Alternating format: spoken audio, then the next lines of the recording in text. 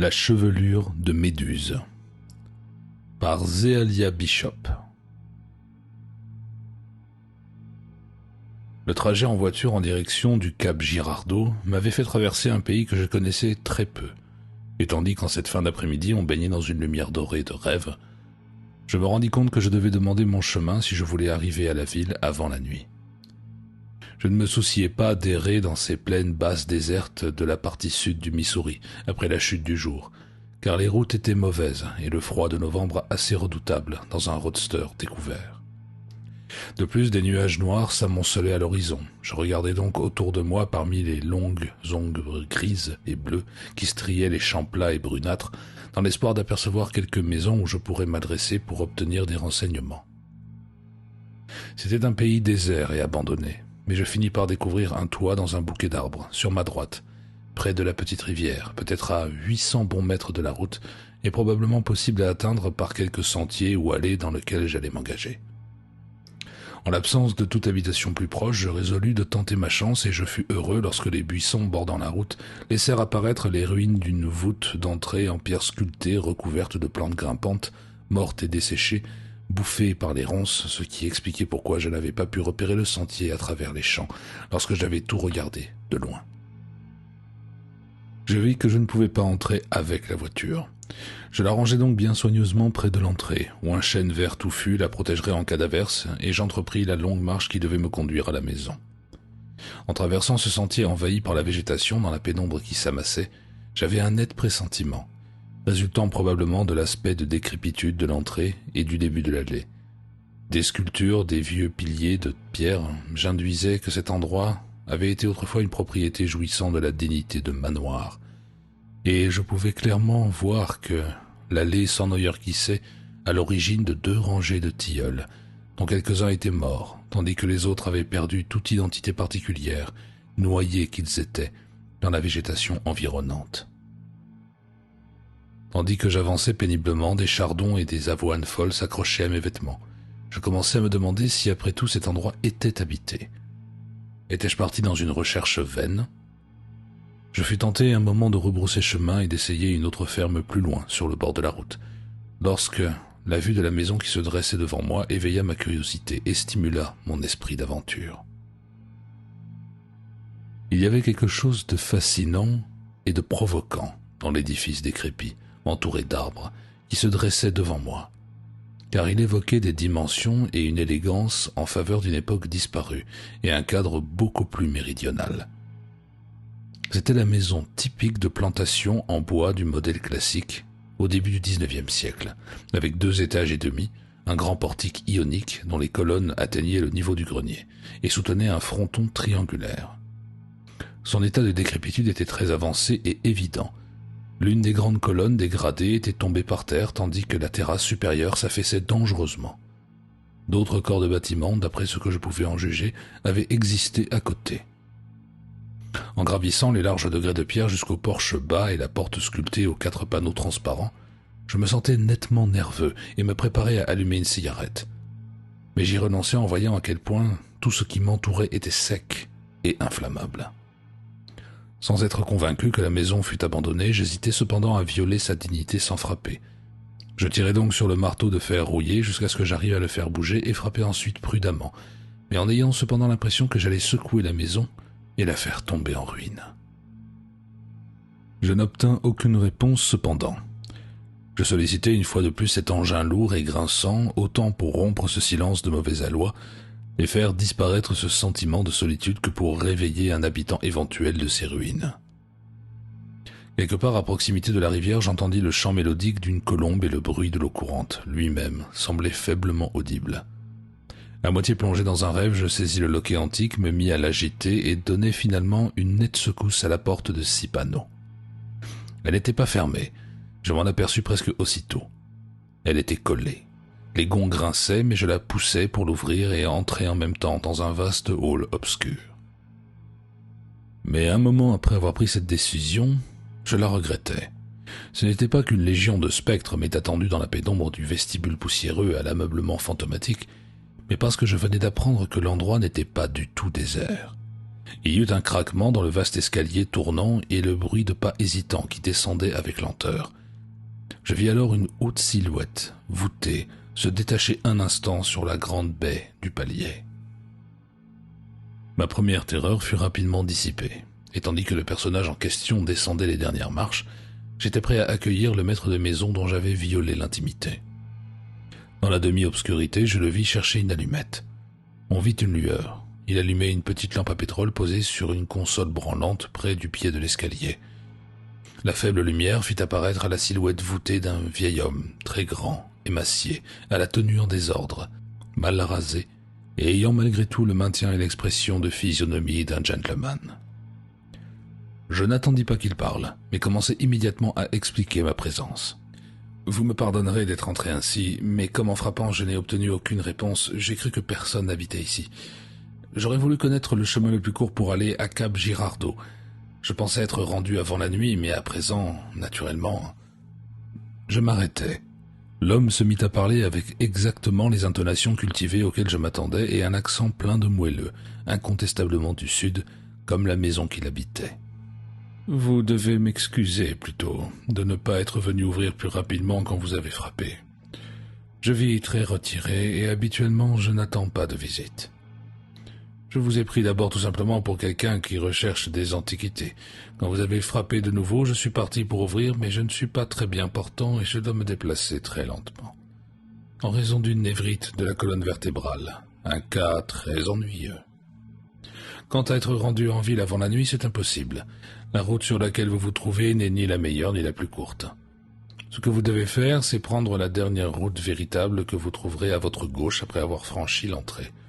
Il y a 3 ou 4 sentiers que vous pouvez négliger, mais vous ne pouvez pas manquer la véritable route à cause du grand saule qui se trouve à droite, juste en face. Une fois que vous avez tourné, laissez passer 2 routes et tournez à droite dans la 3e, et ensuite... Rendu perplexe par ces indications compliquées, déroutantes en vérité, pour quelqu'un qui ignore complètement la région de surcroît, je ne pus m'empêcher de l'interrompre. « Excusez-moi, comment pourrais-je trouver tous ces points de repère dans une obscurité totale, sans jamais y avoir été antérieurement et avec une paire de phares quelconques pour me dire ce qui est une route et ce qui n'en est pas une? En outre, je pense que nous allons avoir assez prochainement un orage et ma voiture est découverte. Il semblerait que je sois mal parti si je veux arriver ce soir à Cap Girardeau. Le fait est que je ne pense pas avoir raison d'essayer. Je n'aime pas m'imposer, mais à cause des circonstances, ne pensez-vous pas que vous pourriez me donner asile pour la nuit? Je ne vous dérangerai en rien. Donnez-moi simplement un coin où je puisse dormir jusqu'au lever du jour et je m'en contenterai. Je peux laisser la voiture sur la route là où elle est. L'humidité ne l'abîmera pas. Tandis que je faisais cette demande sans autre préambule, je pouvais voir le visage du vieil homme perdre son expression initiale de résignation tranquille et prendre un air étrange, surpris. Dormir ici? Il semblait si étonné que je dus répéter ma demande. Oui, pourquoi pas? Je vous garantis que je ne vous dérangerai nullement. Que puis-je faire d'autre? Je suis un étranger par ici, les routes forment un labyrinthe dans l'obscurité et je parierais qu'elles vont être transformées en torrent avant 1 heure. Cette fois, ce fut le tour de mon hôte de m'interrompre, et je pus ainsi constater la qualité particulière de sa voix grave et musicale. Un étranger, bien sûr. Vous devez en être un, sinon l'idée ne vous viendrait même pas de dormir ici. Vous ne songeriez pas un instant même à venir ici. Les gens ne viennent pas ici de nos jours. Il marqua un temps, et mon désir de rester en décupla, grâce au sentiment du mystère auquel ces paroles laconiques donnèrent naissance. Il y avait quelque chose d'insolite dans cet endroit et cette odeur insidieuse de moisi semblait dissimuler des millions de secrets. Je remarquai encore une fois l'extrême décrépitude de tout ce qui m'entourait. Elle était visible même à la faible lueur de l'unique petite lampe. Il faisait un froid lamentable et je constatai avec regret qu'aucun système de chauffage ne semblait avoir été prévu. Cependant, si grande était ma curiosité que je continuais à désirer très ardemment rester pour apprendre quelque chose sur le reclus et sa sinistre demeure. Vous pouvez rester si vous y tenez vraiment. À ma connaissance, il ne peut rien vous arriver de fâcheux.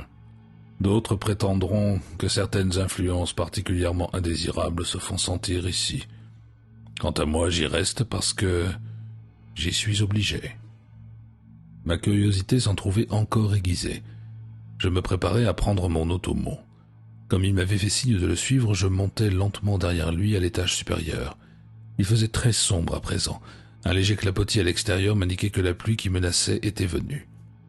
Je me serais contenté de n'importe quel abri, mais celui-ci était doublement le bienvenu, à cause des aperçus que je pouvais avoir sur le côté mystérieux de cet endroit et de son propriétaire. À l'amateur impénitent de fantastique que je suis, aucun refuge ne pouvait mieux convenir. Il y avait au deuxième étage une chambre de coin un peu moins mal tenue que le reste de la maison, et c'est là que mon hôte me conduisit. Il posa sa lampe et en alluma une autre. D'après la propreté de la chambre et ce qu'elle contenait, d'après les livres rangés le long des murs, je pouvais voir que j'avais deviné juste en me disant que cet homme avait du goût et était de bonne naissance. C'était un ermite, un excentrique, sans aucun doute, mais il était cultivé. Il portait de l'intérêt aux questions intellectuelles. Il me désigna un siège. J'entamai la conversation sur des sujets généraux et je fus heureux de découvrir qu'il n'était pas du tout taciturne. En tout cas, il paraissait content d'avoir quelqu'un à qui parler, et il n'essaya pas de détourner la conversation sur des sujets personnels. Il était, d'après ce que j'appris, Antoine de Russie, d'une lignée très ancienne de planteurs de Louisiane, puissants et cultivés. Plus d'un siècle auparavant, son grand-père et un fils plus jeune avaient émigré vers le Missouri du Sud et fondé une nouvelle exploitation à la manière ancestrale, c'est-à-dire avec prodigalité. Ils avaient construit cette maison à colonnes et l'avaient entourée de toutes les dépendances convenant à une grande plantation. Il y eut à une époque jusqu'à 200 Noirs dans les huttes bâties à l'arrière, sur le terrain plat qui avait été envahi depuis par le fleuve. Les entendre rire, chanter, jouer du banjo le soir, c'était connaître le charme le plus complet d'une civilisation et d'un ordre social à présent tristement éteint. Devant la maison, là où avaient été plantés depuis, tels des gardiens, les grands chênes et les grands saules, il y avait une pelouse comme un vaste tapis vert, sans cesse arrosé et entretenu, traversé par des sentiers empierrés bordés de fleurs. À son époque, Riverside, c'était le nom de la propriété, était une demeure charmante et idyllique, et mon hôte en avait gardé le souvenir à une époque où subsistaient encore bien des traces de sa splendeur. Il pleuvait à présent des trombes d'eau, frappant le toit peu sûr, les murs, les fenêtres, faisaient pénétrer des gouttes à travers des milliers de crevasses et de lézardes. L'humidité tombait sur le plancher, venant d'endroits insoupçonnables. Le vent qui s'intensifiait faisait battre les volets en train de pourrir que leur gonds ne maintenait plus. Mais je ne m'en souciais pas, et je ne pensais même pas à mon roadster dehors sous les arbres. Et je sentais venir une histoire.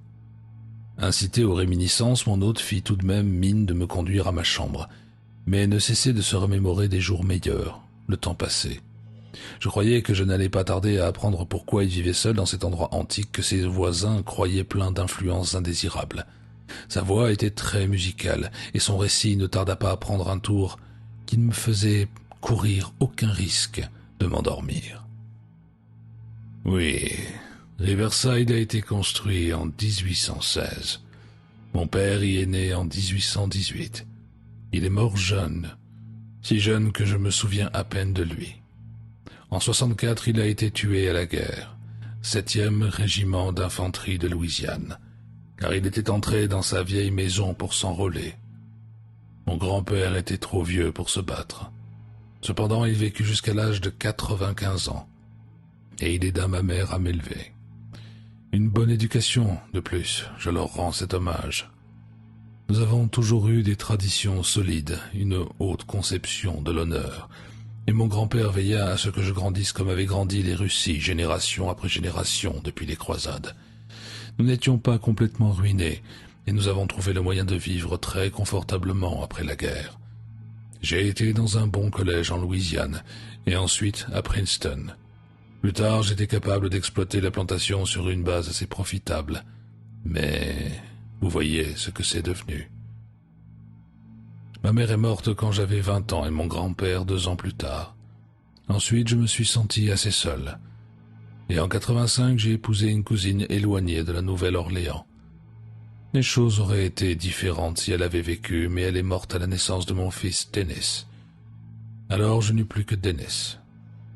Je n'essayais pas de me remarier et consacrer tout mon temps à ce garçon. Il me ressemblait ainsi qu'à tous les Russie, brun, grand et mince, avec un très sale caractère. Je le soumis au même entraînement que celui auquel mon grand-père m'avait soumis, mais il n'avait pas besoin d'un grand entraînement quand il s'agissait de questions d'honneur. C'était inné en lui. Jamais vu un pareil courage. Tout ce que j'ai pu faire pour l'empêcher d'aller à la guerre contre l'Espagne quand il avait 11 ans. Un jeune diable, romanesque, trop imbu de principes élevés. Vous les appelez victoriens maintenant. Pas de mauvais sang à se faire pour obtenir qu'il laisse les filles noires tranquilles. Je l'ai envoyé au collège où j'avais été moi-même et à Princeton également. Il était de la classe de 1909. Finalement, il décida d'être médecin et alla passer 1 an à Harvard pour suivre des cours. Alors il lui est venu l'idée de continuer la vieille tradition française de la famille et insista pour que je l'envoie à la Sorbonne. Je l'ai fait, et avec une certaine fierté, sachant pourtant combien je me sentirais seul ici quand il serait si loin. Plût à Dieu que je ne l'ai pas fait. Je croyais que c'était pour un garçon le moyen le plus sûr d'habiter Paris. Il avait une chambre rue Saint-Jacques près des facultés, au quartier latin. Mais à en croire ses lettres et le témoignage de ses amis, il ne le frayait pas du tout avec les joyeux Lascar. Les gens qu'il connaissait, c'étaient plutôt de jeunes garçons éloignés de chez eux, des étudiants sérieux, des artistes, qui pensaient plus à leur travail qu'à prendre des attitudes sensationnelles et à peindre la ville en rouge. Mais naturellement, il y avait un tas de garçons qui se trouvaient sur une sorte de ligne de partage entre les études sérieuses et le diable. Les esthètes, les décadents, ceux qui faisaient des expériences sur la vie et les sensations. Naturellement, Denis prit parti contre un grand nombre d'entre eux et observa leur manière de vivre. Ils avaient toutes sortes de cercles et de cultures délirants, imitation de l'adoration du diable, fausses messes noires, et ainsi de suite. Dans l'ensemble, cela ne devait pas leur faire grand mal. Pour la plupart, ils l'ont probablement tout oublié en 1 an ou 2. L'un de ceux qui était le plus enfoncé dans ces rites étranges était un garçon que Denis avait connu en classe. À ce propos, j'avais moi-même connu son père, Frank Marsh, de la Nouvelle-Orléans, disciple de Lafcadio Hearn, de Gauguin et de Van Gogh, abrégé des années 90 et des revues jaunes. Pauvre diable, il avait tout ce qu'il faut pour devenir un artiste avec ça. Marsh était le plus ancien ami de Denis à Paris. Si bien que tout naturellement ils se virent beaucoup pour parler du bon vieux temps, à la Sinclair Academy, et ainsi de suite. Le garçon m'écrivit longuement à ce sujet quand il me parlait du groupe de mystiques que Marsh fréquentait, et je n'y voyais pas grand mal. Il semble qu'il y ait eu une sorte de culte de la magie préhistorique égyptienne et carthaginoise qui faisait rage parmi les bohèmes de la rive gauche, une chose qui n'avait pas grand sens et qui avait la prétention de remonter aux sources oubliées de la vérité cachée dans les civilisations perdues d'Afrique. Le grand Zimbabwe, les villes mortes de l'Atlantide, dans la région du Hogar, au Sahara, et qui comportait tout un charabia en relation avec les serpents et les cheveux humains. Du moins, j'appelais ça alors du Paragouin à l'époque. Denis citait Marsh lorsqu'il parlait de choses étranges qui se dissimulent derrière la légende des mèches des cheveux de Méduse, qui sont des serpents, et derrière le mythe ptoléméen de Bérénice, qui offrit ses cheveux pour sauver celui qui était à la fois son frère et son époux. Chevelure qui est devenue dans le ciel la constellation Coma Berenices. Je ne crois pas que cette affaire ait fait grande impression sur Denis, tant qu'il n'eût pas rencontré chez Marsh le soir de cette étrange cérémonie rituelle la prêtresse du culte en question. La plupart des fidèles étaient de jeunes garçons, mais à la tête se trouvait une jeune femme qui s'était donné le nom de Tanit Isis, en ajoutant que le vrai, son nom dans sa plus récente incarnation, comme elle disait, était Marceline Bédard. Elle prétendait être la fille de la main gauche du marquis de Chameau et semblait avoir été à la fois artiste de second ordre et modèle de peintre avant d'adopter cette profession plus lucrative, la magie. Quelqu'un disait qu'elle avait vécu un certain temps aux Antilles, à la Martinique, je pense, mais elle était très réservée sur les sujets qui la concernaient. Une grande affectation d'austérité et de piété faisait partie de son personnage. Je ne pense pas que les étudiants plus expérimentés aient pris cela très au sérieux. Mais Denis, lui, était loin d'être expérimenté, et il m'écrivit 10 longues pages dithyrambiques sur la déesse qu'il avait découverte. Si je m'étais seulement rendu compte de sa simplicité, j'aurais peut-être fait quelque chose, mais Je n'ai jamais pensé qu'un tel engouement de genoux ait pu signifier grand-chose. J'avais la certitude absurde que le respect de lui-même qu'avait Denis, très chatouilleux sur le chapitre de l'honneur et de la fierté qu'il avait de sa famille, le mettrait toujours à l'abri des plus sérieuses complications. À mesure que le temps passait, ses lettres commençaient à me rendre nerveux. Il parlait de plus en plus de sa Marceline, de moins en moins de ses amis. Et il commençait à parler de la façon cruelle et stupide que ces derniers avaient de refuser de la présenter à leur mère et à leur sœur. Il semble ne lui avoir posé aucune question sur son compte à elle, et je suis sûr qu'elle l'avait abreuvé de légendes romanesques concernant son origine, ses révélations divines et le manque d'égard dont elle était la victime de la part des gens. Je pus voir à la longue que Denis avait rompu avec son entourage et passé le plus clair de son temps avec cette séduisante prêtresse. Sur la demande qu'elle lui avait faite spécialement, il ne parlait jamais à sa bande de vieux amis de leur continuelle rencontre, si bien que personne n'avait jamais tenté de mettre fin à cette liaison. Je suppose qu'elle le croyait fabuleusement riche, car il avait l'air de patricien, et les gens d'une certaine classe sociale croient que les Américains de l'aristocratie sont toujours riches. En tout cas, elle pensait probablement que c'était une chance exceptionnelle de contracter une alliance authentique de la main droite avec un jeune homme réellement très présentable. Lorsque ma nervosité devint visible, il était trop tard. Le garçon l'avait épousée légalement. Il écrivit qu'il laissait tomber ses études et qu'il amenait sa femme à Riverside. Il ajoutait qu'elle avait fait un grand sacrifice en renonçant à sa situation dirigeante dans le culte magique, et que dorénavant elle ne serait plus qu'une jeune femme de la société, une personne privée, la future maîtresse de Riverside, la mère des Russies à naître. Eh bien, monsieur, j'ai pris la chose du mieux que j'ai pu. Je savais que les Européens sophistiqués ont des bases d'estimation différentes des nôtres, vieux Américains. Et de toute façon, je n'avais rien appris de défavorable sur le compte de cette jeune femme. Un côté charlatan peut-être, mais pourquoi nécessairement quelque chose de pire? Je suppose qu'à l'époque, dans l'intérêt du garçon, j'ai essayé de rester aussi naïf que possible sur ces questions. Cela était clair pour un homme de bon sens. Il n'y avait rien d'autre à faire que de laisser Denis tranquille, tant que sa nouvelle femme se conformerait aux manières d'être des Russies. Laissons-lui l'occasion de faire ses preuves. Peut-être ne choquerait-elle pas la famille au point où certains le craignaient, si bien que je n'élevais aucune objection. Je ne demandais aucune pénitence.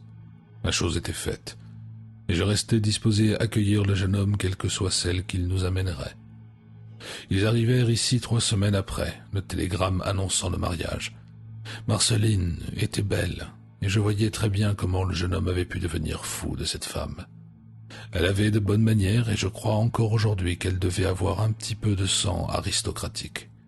Elle n'avait pas, apparemment, beaucoup plus de 20 ans, de taille moyenne, assez mince, et aussi gracieuse qu'une tigresse dans ses attitudes et ses mouvements. Son teint était olivâtre foncé, ses yeux grands et très noirs. Et elle avait de petits traits classiques et réguliers, bien que pas assez nets pour être à mon goût, et la plus singulière chevelure d'un noir de jais qu'il m'ait jamais été donné de voir. Je n'étais pas surpris qu'elle ait fait entrer cette question dans son culte magique, car avec une pareille profusion de cheveux, l'idée avait dû lui venir tout naturellement. Remonter et lui donner l'air de quelque princesse orientale dans un dessin d'Aubrey Beardsley. Lui tombant dans le dos, il lui arrivait bien en dessous des genoux, et il brillait à la lumière, comme s'ils avaient été doués d'une vitalité indépendante, magique. En étudiant sa chevelure, j'aurais presque pensé de moi-même à Méduse ou Bérénice, sans qu'on me le suggère. Je croyais quelquefois qu'il bougeait légèrement et tendait à s'arranger d'eux-mêmes en nattes ou en tresses distinctes, mais c'était peut-être pure illusion. Elle les brossait sans arrêt et semblait les enduire d'une certaine préparation. J'ai eu une fois une impression bien curieuse, bien bizarre, que c'était une chose vivante qu'il lui fallait nourrir de quelque étrange manière. Tout cela était parfaitement absurde, mais aggravait ma sensation de gêne à son sujet et au sujet de ses cheveux. Car je ne peux nier que je n'arrivais pas à l'aimer complètement, malgré tous mes efforts. Il y avait quelque chose en elle d'impondérable qui m'écartait, et je ne pouvais m'empêcher de faire des associations morbides et macabres, sur tout ce qui avait un rapport avec elle. Son teint évoquait l'idée de Babylone, de l'Atlantide, de la Lémurie et les terribles dominations oubliées d'un monde d'une antiquité reculée. Ses yeux m'impressionnaient parfois, comme ceux d'une créature païenne de la forêt et d'une déesse animale, trop incommensurablement antique pour être pleinement humaine, et ses cheveux, ce foisonnement dense, exotique, suralimenté de jets huileux, vous faisait frissonner comme aurait pu le faire un grand python noir. Il n'était pas douteux qu'elle se rendait compte de mon attitude involontaire que j'essayais pourtant de dissimuler, et elle faisait alors comme si elle ne s'apercevait de rien. Cependant, l'engouement du garçon durait. Il était prosterné devant elle, littéralement. Il exagérait toutes les petites galanteries de la vie quotidienne à un degré écœurant. Elle semblait le payer de retour, bien que j'aie remarqué un effort conscient pour s'obliger à reproduire ses enthousiasmes et ses extravagances. Ne serait-ce que cela, je la crus désagréablement surprise quand elle apprit que nous n'étions pas aussi riches qu'elle l'espérait. Tout compte fait, c'était une vilaine affaire. Je voyais monter à la surface des choses attristantes. Dennis était à moitié hypnotisé par son amour enfantin, et il commença à se détacher de moi en sentant que j'étais réservé sur le compte de sa femme.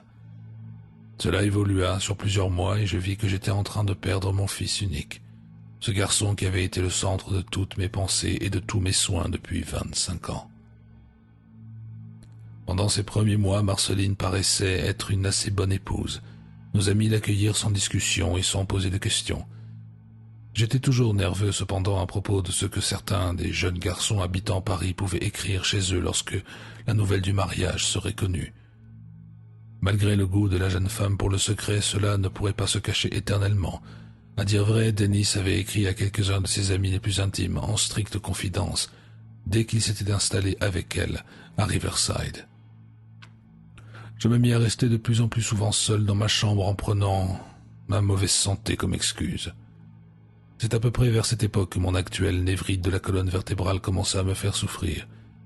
Dennis ne semblait pas remarquer ce qui n'allait pas, ou bien ne prenait aucun intérêt à moi, à mes habitudes et à mes affaires. Et cela me faisait du mal de voir à quel point il devenait insensible. Je perdis peu à peu le sommeil, et souvent pendant la nuit je me torturais l'esprit pour trouver ce qu'il y avait réellement, ce qui m'éloignait de ma nouvelle bru, et la faisait même paraître vaguement horrible à mes yeux. Ce qui est étrange, c'est que les seuls qui aient pu partager mon malaise étaient les domestiques. Les gens de couleur qui vivaient autour de la maison étaient très maussades dans leur attitude à son égard, et en quelques semaines, tous, sauf quelques-uns qui étaient solidement attachés à la famille, étaient partis. Ceux-ci, le vieux Scipion et sa femme Sarah, la cuisinière Delilah, et Mary, la fille de Scipion, étaient aussi polis qu'ils le pouvaient, mais laissaient pleinement paraître que leur nouvelle maîtresse commandait leur travail plutôt que leur affection. Ils restaient le plus possible à l'écart dans la partie de la maison qui leur était réservée. McCabe, notre chauffeur blanc, admirait avec insolence plutôt que de se montrer hostile. Et une autre exception, c'était une vieille femme zoulou, qu'on disait être arrivée d'Afrique plus de 100 ans auparavant, qui avait été une espèce de chef dans sa petite cabane, comme une sorte de pensionné de la famille. Toutes les fois que Marceline passait auprès d'elle, la vieille Sophonisbé faisait une révérence, et une fois je l'ai vue embrasser le sol où sa maîtresse avait posé le pied. Les Noirs sont des animaux superstitieux, et je me demandais si Marceline n'avait pas été raconter à nos domestiques quelques-unes de ces bêtises mystiques pour triompher de leur évidente antipathie. Eh bien, c'est ainsi que les choses se passèrent pendant près de 6 mois. Puis au cours de l'été 1916, il commença à se passer des choses. Vers le milieu de juin, Dennis reçut une lettre de son vieil ami Frank Marsh, qui venait d'avoir une sorte de dépression nerveuse. Il aurait souhaité se reposer à la campagne. La lettre portait le cachet de la Nouvelle-Orléans, car Marsh avait quitté Paris pour rentrer dans notre pays en sentant la catastrophe imminente. Cela ressemblait assez clairement à une demande d'invitation de notre part. Marsh, bien entendu, savait que Marceline était là et demandait très courtoisement de ses nouvelles. Dennis était triste d'apprendre ses ennuis et lui répondit sur le champ de venir pour séjourner aussi longtemps qu'il le voudrait. Marsh est venu et j'ai été secoué en remarquant à quel point il avait pu changer depuis que je l'avais vu dans sa prime jeunesse.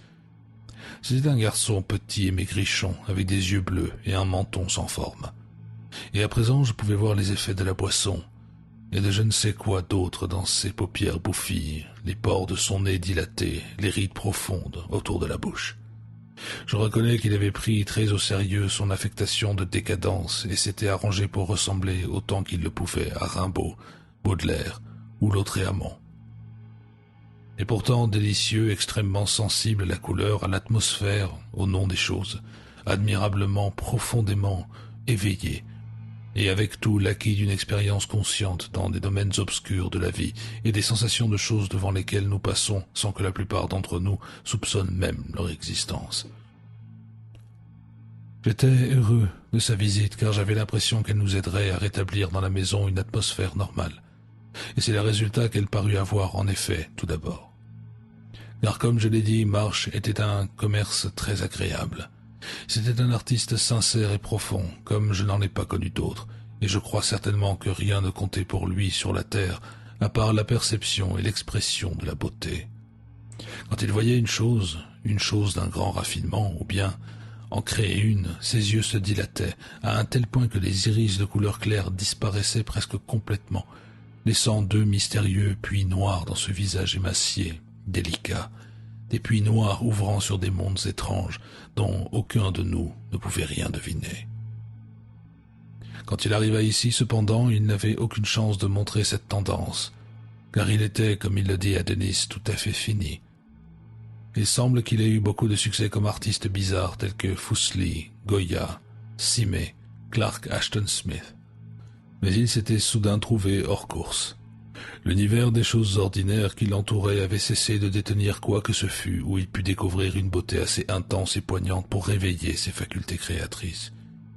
Il s'était déjà trouvé dans cet état, mais cette fois il ne pouvait inventer aucune sensation ou expérience nouvelle, étrange, ou en dehors de tout ce qui lui apporte l'illusion nécessaire de beauté inconnue ou d'expectative d'aventures stimulantes.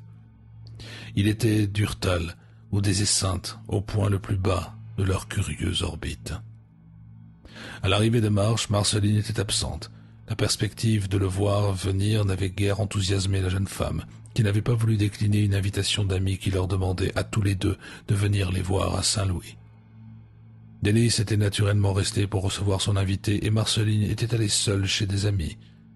C'était la première fois qu'ils étaient séparés et j'espérais que cet entracte aiderait à dissiper cette sorte d'hébétitude qui le ridiculisait. Marceline ne montra aucune précipitation à revenir, mais sembla au contraire prolonger son absence autant qu'elle le put. Denis supporta cette absence mieux qu'on aurait pu s'y attendre de la part d'un mari aussi épris. Il paraissait presque être redevenu lui-même quand il se mit à parler avec Marsh des jours anciens et à essayer de secouer son apathie d'esthète. C'était Marsh qui paraissait le plus impatient de voir la jeune femme, parce qu'il croyait peut-être que son étrange beauté ou quelque aspect du mysticisme qui s'était introduit dans le culte magique qu'elle avait à une époque célébré l'aiderait à réveiller son intérêt pour les choses et à lui donner un nouveau départ dans le domaine de la création artistique. Il n'y avait pas de mobile moins noble, j'en étais absolument certain, d'après ce que je connaissais du caractère de Marsh. Malgré toutes ses faiblesses, c'était un gentleman, et cela m'avait à vrai dire réconforté de penser qu'il désirait venir ici, parce que la facilité avec laquelle il avait accepté l'hospitalité de Denis prouvait qu'il n'existait aucune raison pour l'en empêcher. Lorsque Marceline finit par rentrer, je pus voir que Marsh était profondément affecté. Il n'essaya pas de la faire parler de la chose bizarre qu'elle avait si définitivement abandonnée, mais il ne réussissait pas à cacher la puissante admiration qui tenait ses yeux, à présent dilatés de cette curieuse façon, pour la première fois depuis le début de son séjour, rivés continuellement sur elle tant qu'elle se trouvait dans la pièce. Elle, cependant, paraissait gênée plutôt que flattée par cet examen continuel. C'est-à-dire que c'est l'impression qu'elle donna au début, car ce sentiment qu'elle éprouvait se dissipa en peu de jours, et les laissa tous les deux dans un état de cordiale et volubile communauté de vue. Je pouvais voir Marsh l'étudier constamment, quand il ne se croyait pas observé. Je me demandais pendant combien de temps ce serait seulement l'artiste, et non l'homme primitif, qui serait mis en réveil par ses charmes mystérieux. Denis éprouva naturellement une certaine irritation du fait de la tournure que les choses prenaient, bien que se rendant compte que son invité était un homme d'honneur et que, dans leur parenté de mystique et d'esthète, Marceline et Marche avaient naturellement des intérêts communs et des questions à discuter et qu'un homme plus ou moins conventionnel pouvait ne pas y prendre part. Il n'en voulait à personne, de quoi que ce fût, mais regrettait simplement que son imagination fût trop limitée et traditionnelle pour lui permettre d'avoir, avec Marceline, le même genre d'entretien que Marche. À ce point de l'évolution des choses, j'aimais bien avoir mon fils davantage. Avec sa femme occupée ailleurs, il avait le temps de se souvenir qu'il avait un père prêt à l'aider en face de n'importe quelle difficulté. Nous nous asseyions souvent dans la véranda, à regarder Marche et Marceline monter ou descendre l'allée à cheval ou jouer au tennis sur le court qui se trouvait au sud de la maison. Ils s'entretenaient le plus souvent en français, langue que Marche, qui n'avait pourtant pas plus d'un quart de son français, parlait plus couramment que Denis ou moi. L'anglais de Marceline, toujours grammaticalement correct, s'améliorait rapidement au point de vue de l'accent, mais elle prenait visiblement plaisir à retrouver sa langue maternelle. Tandis que nous regardions le couple, bien assorti qu'il formait, je pouvais voir les muscles des joues et du cou de mon garçon se raidir. Cela ne l'empêchait pas le moins du monde d'être pour Marche un hôte idéal et un mari attentionné pour Marceline. Tout cela se passait généralement dans l'après-midi, car Marceline se levait très tard, prenait son petit déjeuner au lit, et il lui fallait énormément de temps pour se préparer à descendre. C'était pendant des heures de la matinée que Denis et Marche se voyaient vraiment et échangeaient les confidences intimes qui entretenaient leur amitié en dépit de la contrainte imposée par la jalousie. Eh bien, c'est au cours d'une de ces conversations matinales sur la véranda que Marche fit la proposition qui amena le dénouement. J'étais alité, mais j'avais pu descendre m'étendre sur le sofa du grand salon près de la baie. Denis et Marche étaient tout près, au dehors. Je ne pouvais donc éviter d'entendre ce qu'ils disaient. Ils avaient parlé d'art, des éléments curieux, capricieux dont un artiste doit s'entourer pour l'inciter à produire une œuvre ayant des mérites. Lorsque Marche quitta brusquement les principes abstraits pour aborder leur application personnelle, sous une forme qu'il devait avoir en tête depuis le début. Je suppose que personne ne peut dire ce qu'il y a dans certaines scènes, certains objets qui en fait des stimuli esthétiques pour certains individus. À la base, il doit y avoir naturellement quelques relations avec ce que chaque homme a pu accumuler dans son inconscient comme association d'idées. Car il n'y a pas deux hommes qui aient la même échelle de sensibilité et de réponse. Pour certains d'entre nous, les choses ordinaires ont cessé d'avoir une signification personnelle ou imaginative. Et deux personnes ne réagissent jamais de la même façon à une chose extraordinaire, identique. Prenez-moi par exemple, je sais, Denis, que je peux vous dire cela parce que vous avez un esprit intact, à un degré surnaturel, net, objectif, et ainsi de suite. Vous ne vous méprendrez pas. Le fait est que je crois savoir ce qu'il me faut pour reprendre mon imagination au travail. J'en avais une vague idée depuis l'époque où nous nous sommes trouvés ensemble à Paris, mais j'en ai la certitude à présent. C'est Marceline, mon vieux. Ce visage, ses cheveux et la suite d'images nébuleuses dont il suscite l'apparition. Pas seulement la beauté visible, bien que Dieu sait qu'elle, si elle n'est pas mal partagée sous ce rapport, mais quelque chose de particulier, d'individuel, qui ne peut s'expliquer. Savez-vous, au cours de ces derniers jours qui viennent de s'écouler, j'ai ressenti l'existence d'un stimulus de ce genre avec une telle netteté que je crois honnêtement que je pourrais me surpasser. Si je pouvais saisir de la couleur et une toile au moment précis où son visage et ses cheveux réveillent mon imagination et lui font ourdir une trame, il y a dans tout cela quelque chose d'étrange et d'extraterrestre qui se trouve en relation avec ce que Marceline représente de nébuleux et d'ancestral. Je ne sais pas jusqu'où elle a été quand elle vous a parlé de cet aspect de sa personnalité, mais je puis vous assurer qu'il est très riche. Elle a des liens merveilleux avec l'extérieur. Quelques changements dans l'expression de physionomie de Denis a dû retenir l'autre de poursuivre car il y eut un long silence avant la reprise du dialogue. J'étais complètement dérouté, car je ne m'attendais pas à une explication aussi directe, et je me demandais ce que pouvait bien penser mon fils. Mon cœur se mit à battre avec violence, et je me torturais les oreilles dans l'intention tout à fait avouée d'écouter ce qui se disait. Alors Marche reprit. Bien entendu, vous êtes jaloux. Je sais l'effet que peut produire une déclaration telle que celle que je viens de faire. Mais je peux vous jurer que vous n'avez pas lieu de l'être. Denis n'ayant rien répondu, Marche poursuivit. À dire vrai, je ne pourrai jamais être amoureux de Marceline. Je ne pourrai même pas être pour elle un ami affectionné dans le sens le plus chaleureux du terme. Allons, diable tout cela, je me sens hypocrite d'avoir parlé tous ces jours-ci avec elle comme je l'ai fait. Le cas est simplement celui-ci. Un aspect de sa moitié m'hypnotise d'une certaine manière, exactement comme l'autre moitié vous hypnotise d'une façon plus normale. Je vois quelque chose en elle, ou pour être exact, au point de vue psychologique, à travers elle, au-delà d'elle, que vous ne voyez pas du tout. Quelque chose qui fait surgir des gouffres oubliés une vaste procession de formes et qui me donne l'envie de peindre des choses incroyables, dont le contour se dissipe à l'instant même où j'essaye de les examiner avec clairvoyance. Ne vous y trompez pas, Denis, votre femme est une créature magnifique, un foyer splendide où convergent des forces cosmiques qui a le droit d'être qualifié de divin, si quelque chose en ce bas monde est fondé à être ainsi désigné. Je sentis que sur ce point la situation s'éclaircissait, car l'étrangeté abstraite du sentiment que Marsh venait d'expliquer, plus la flatterie dont il gratifiait Marceline, ne pouvait manquer de désarmer et d'apaiser quelqu'un d'aussi amoureusement fier de son épouse que Dennis. Marsh saisit certainement lui aussi le changement, car il paraissait plus confiant en continuant. « Il faut que je la peigne, Denis. Je dois peindre ses cheveux. Et vous ne le regretterez pas. Il y a dans cette moitié quelque chose qui transcende le mortel, qui transcende le beau. » Il marqua un temps et je me demandais à quoi Dennis pouvait bien penser. L'intérêt de Marsh n'était-il celui que de l'artiste ou bien était-il simplement épris comme Dennis l'avait été? J'avais pensé, quand ils étaient en classe, qu'il avait envié mon fils, et je sentais obscurément qu'il pouvait en être de même aujourd'hui. D'autre part, quelque chose dans ce discours sur le stimulus artistique rendait un son étonnamment juste, si bien que, plus je pesais le pour et le contre, j'avais tendance à prendre les choses pour argent comptant. Il semblait en être de même pour Dennis. Également, car, bien que sa réponse faite à voix basse m'ait échappé, j'aurais pu dire, d'après l'effet qu'elle produisit, qu'elle avait été affirmative. On entendit le bruit qu'on fait en donnant à quelqu'un une claque dans le dos, puis un discours reconnaissant de Marsh, que j'ai été long à me rappeler. « Oh, c'est chic, Denis.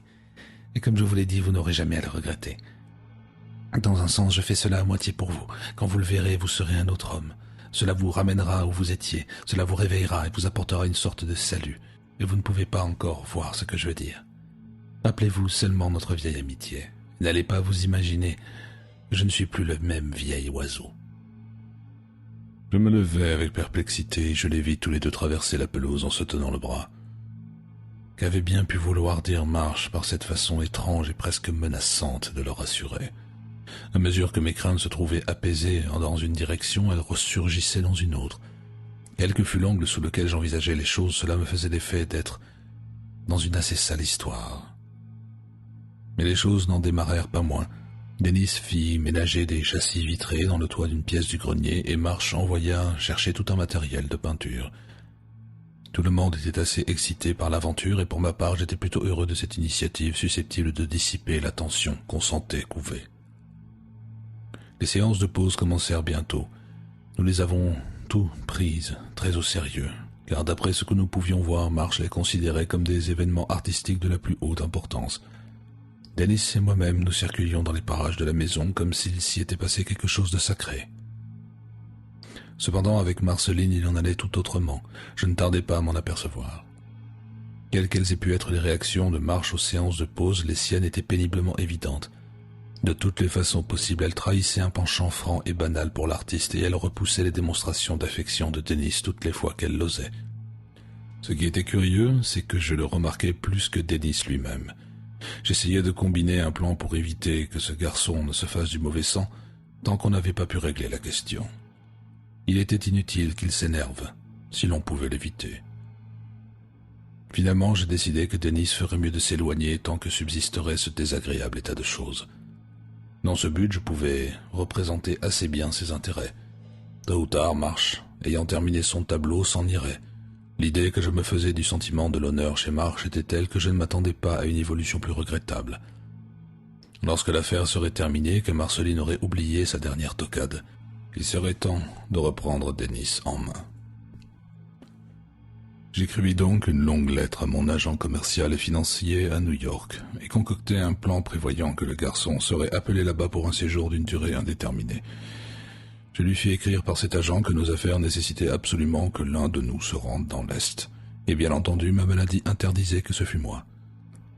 Il fut arrangé qu'une fois Dennis à New York, il trouverait des raisons suffisamment plausibles pour l'occuper aussi longtemps que j'estimerais utile qu'il reste éloigné. Ce plan fonctionna à la perfection, et Dennis partit pour New York sans éprouver le moindre soupçon. Marceline et Marsh allèrent avec lui en voiture jusqu'au Cap Girardeau, où il prit le train de l'après-midi pour Saint-Louis.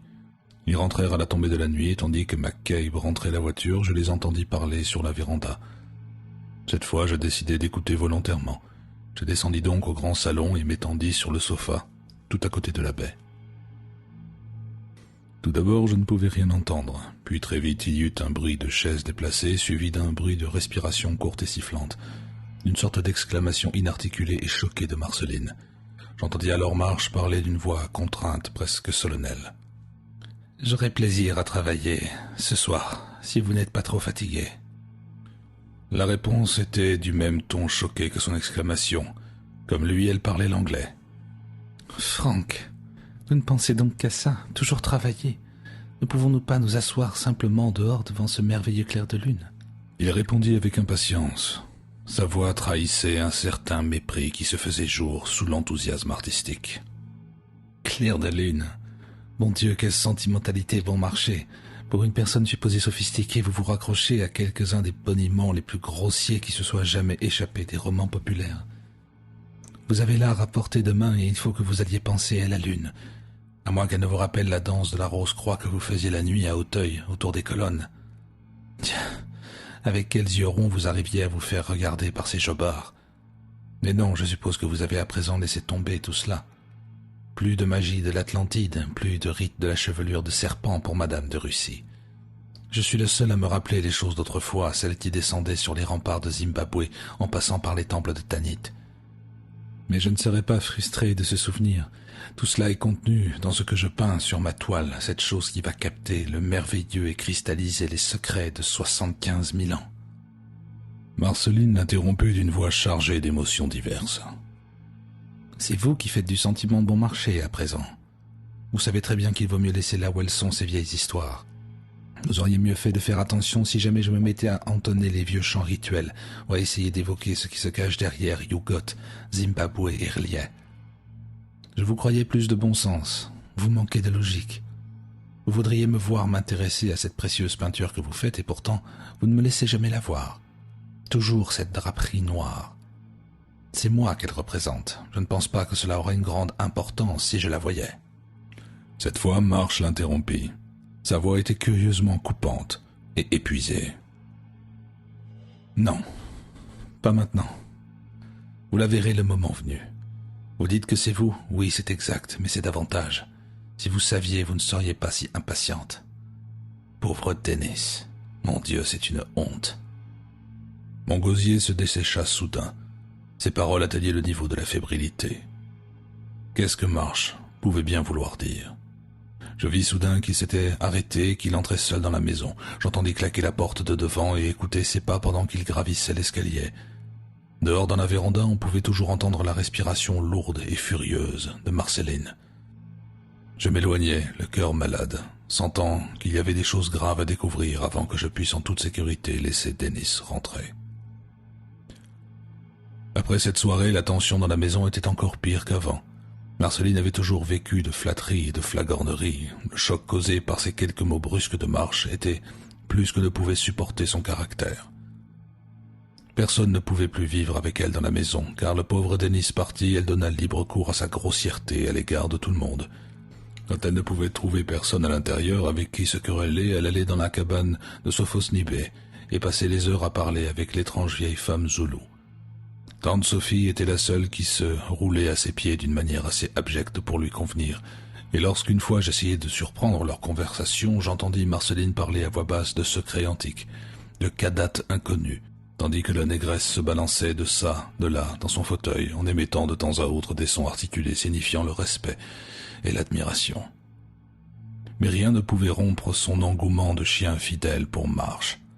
Elle lui parlait avec aigreur et d'un air maussade, et pourtant, elle obéissait de plus en plus à ses moindres désirs. C'était très commode pour lui, puisqu'il pouvait à présent la faire poser toutes les fois qu'il avait envie de peindre. Il essayait de lui témoigner de la reconnaissance pour sa bonne volonté, mais je croyais pouvoir déceler une sorte de mépris ou même de dégoût sous sa politesse appliquée. Pour ma part, je haïssais franchement Marceline. Il était inutile à cette époque de qualifier mon attitude de simple antipathie, c'eût été beaucoup trop doux. J'étais certainement heureux que Denis se trouve loin. Ses lettres insuffisamment fréquentes et de loin, à côté de ce que j'aurais désiré, trahissaient de la lassitude et des soucis. En arrivant à la mi-août, je compris, d'après les remarques de Marche, que le portrait était presque achevé. Son humeur paraissait de plus en plus sardonique, bien que le caractère de Marceline se fût un tout petit peu amélioré, car la perspective de voir le tableau chatouillait sa vanité. Je me rappelle encore le jour où Marche déclara qu'il aurait complètement terminé en moins d'une semaine. Marceline s'illumina d'une façon visible, non sans m'avoir gratifié d'un regard vaniteux. On aurait dit que ses cheveux en torsade étaient visiblement serrés autour de sa tête. « Il faut que je sois la première à le voir », dit-elle d'un ton sec. Puis en souriant à Marche, elle ajouta « S'il ne me plaît pas, je le mettrai en pièces. » Le visage de Marche prit pour lui répondre l'expression la plus curieuse que j'ai jamais vue. « Je ne peux pas garantir vos goûts, Marceline, et je vous jure que ce sera magnifique. Non pas que je veuille me reconnaître beaucoup de mérite. L'art se crée de lui-même, et cette chose devait être faite. Attendez un peu. » Pendant les jours qui suivirent, j'eus d'étranges et fâcheux pressentiments, comme si l'achèvement du tableau avait signifié une sorte de catastrophe plutôt qu'un soulagement. D'autre part, Denis ne m'avait pas écrit et mon agent à New York disait qu'il projetait un voyage à la campagne. Je me demandais ce qui résulterait de tout cela. Quel curieux mélange d'éléments. Marche et Marceline, Denis et moi. Comment tous ces personnages réagiraient-ils finalement les uns sur les autres? Lorsque mes appréhensions devenaient trop graves, j'essayais de les mettre sur le compte de mon infirmité, mais l'explication ne m'a jamais complètement satisfait. Eh bien, la bombe explosa le mardi 26 août. Je m'étais levé à l'heure habituelle, j'avais pris mon petit déjeuner, mais je n'étais pas bon à grand-chose à cause de ma douleur dans la colonne vertébrale. Ces derniers temps, j'avais été très gêné. J'étais obligé de prendre des opiacés lorsque cela devenait par trop intolérable. Il n'y avait personne d'autre en bas, à part les domestiques, mais je pouvais entendre Marceline bouger dans sa chambre. Marche dormait dans le grenier à côté de son atelier, et il avait pris pour l'habitude de travailler si tard le soir qu'il était rarement levé avant midi. Vers 10 heures, la douleur me terrassa et je pris une double dose d'opiacés avant d'aller m'étendre sur le sofa du salon. La dernière personne que j'ai entendue, c'était Marceline qui allait et venait au-dessus de ma tête. Pauvre créature, si j'avais su. Elle devait se pavaner devant le miroir en pied et s'admirer. C'était bien d'elle, vaniteuse d'un bout à l'autre, se délectant de sa propre beauté comme elle se délectait de tous les petits luxes que Denis pouvait lui offrir. Je ne me suis réveillé qu'un peu avant le coucher du soleil. Je sus aussitôt combien de temps je dormais en voyant la lumière dorée et les ombres allongées dehors devant la fenêtre. Il n'y avait personne dans les parages, une sorte de menace planait sur toute chose. Cependant, de très loin, je croyais entendre venir un hurlement étouffé, sauvage et intermittent dont la qualité s'entourait d'une légère mais déconcertante familiarité. Je ne crois guère aux prémonitions psychiques, mais dès le départ, j'étais affreusement mal à l'aise. Il y avait eu des rêves, même pires que ceux que j'avais eus plusieurs semaines auparavant, et cette fois ils paraissaient atrocement liés à quelque réalité noire et surprenante. Il y avait partout un air empoisonné.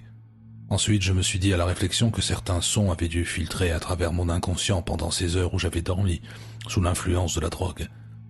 Cependant, ma douleur s'était beaucoup atténuée. Je me levais et marchais sans difficulté.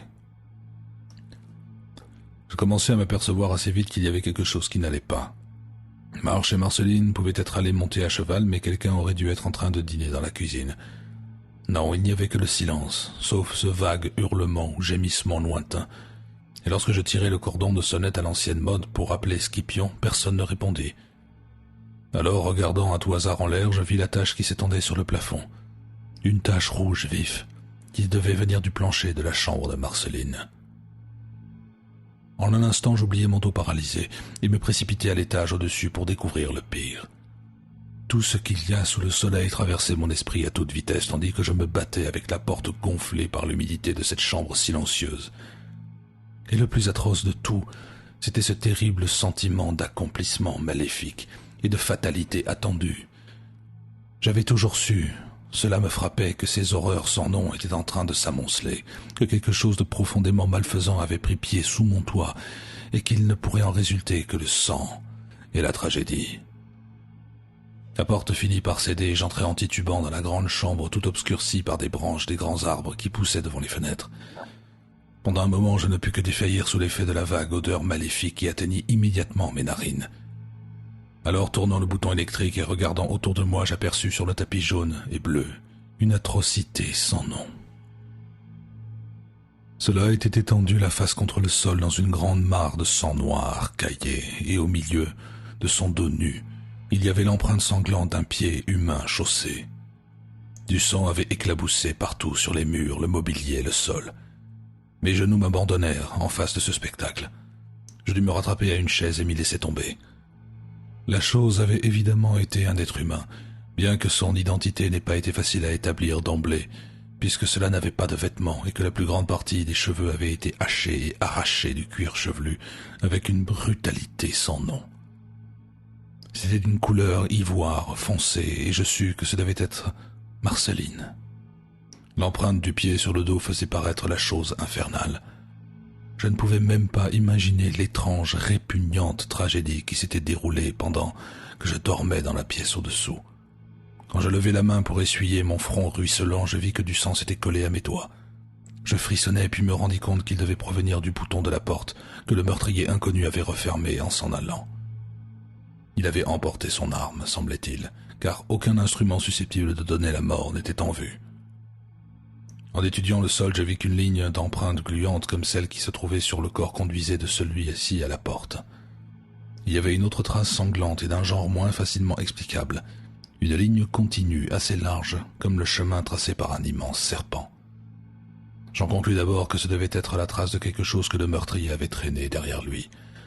Alors, notant la façon dont certaines empreintes paraissaient en surimpression, je fus bien forcé de croire que cela se trouvait là lorsque le meurtrier était parti. Mais quelle entité rampante avait pu se trouver dans cette chambre avec la victime et son assassin, et s'en aller une fois le crime commis? Au moment où je me posais cette question, je crus entendre de nouveau le gémissement lointain et atténué. Finalement, en me tirant de cette léthargie causée par l'horreur, je me remis sur mes pieds et commençai à suivre les empreintes.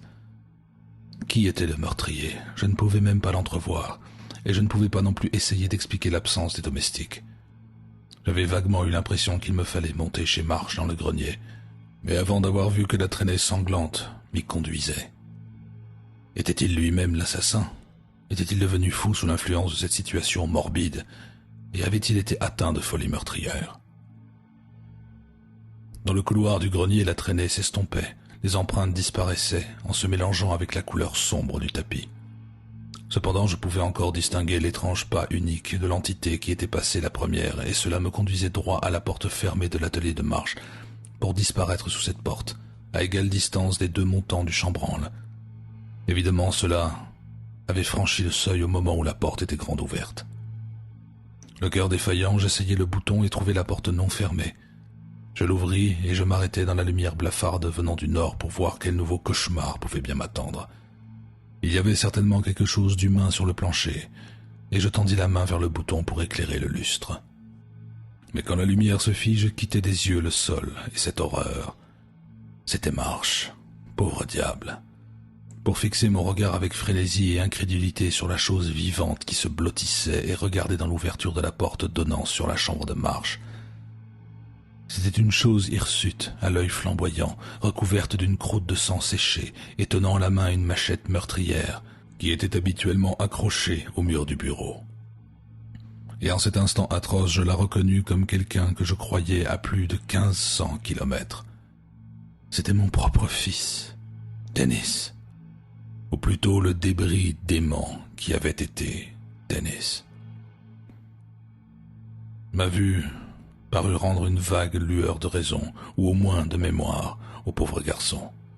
Il se redressa et se mit à lancer la tête dans toutes les directions comme pour essayer de se libérer d'une influence accaparante. Je ne pouvais articuler une parole, mais je remuais les lèvres en faisant un effort pour retrouver ma voix. Mes yeux s'arrêtèrent un moment sur la forme étendue par terre devant le chevalet, dissimulée sous d'épaisses draperies. La forme à laquelle menait l'étrange traînée de sang et qui semblait prise en des spires d'un objet sombre ressemblant à une corde. Le déplacement de mon regard produisit apparemment une certaine impression sur le cerveau déréglé du garçon, car il se mit soudain à marmonner d'une voix rauque, dans un souffle des choses dont je fus bientôt capable de saisir le sens. « Il a fallu que je l'extermine. Elle était le diable, ce qu'il y a de plus haut chez les prêtresses du mal. La vermine issue du puits. Marche le savait, il a essayé de me mettre en garde. Ce bon vieux Franck.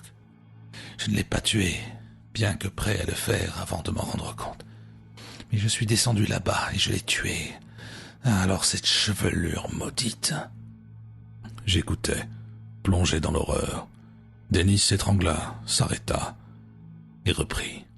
« Tu n'étais pas au courant. Ces lettres devenaient bizarres et je savais qu'elle était avec Marche. Alors elle a presque cessé d'écrire. Il ne parlait jamais d'elle. J'ai senti qu'il y avait quelque chose qui n'allait pas. J'ai pensé que je devais revenir pour trouver ce que c'était. Je ne pouvais pas te dire. Ta façon de faire aurait tout révélé. Je voulais les surprendre. Je suis arrivé ici, vers midi, venu en taxi, renvoyer tous les domestiques de la maison, laisser les serviteurs agricoles tranquilles dans leur cabane. On n'entend rien.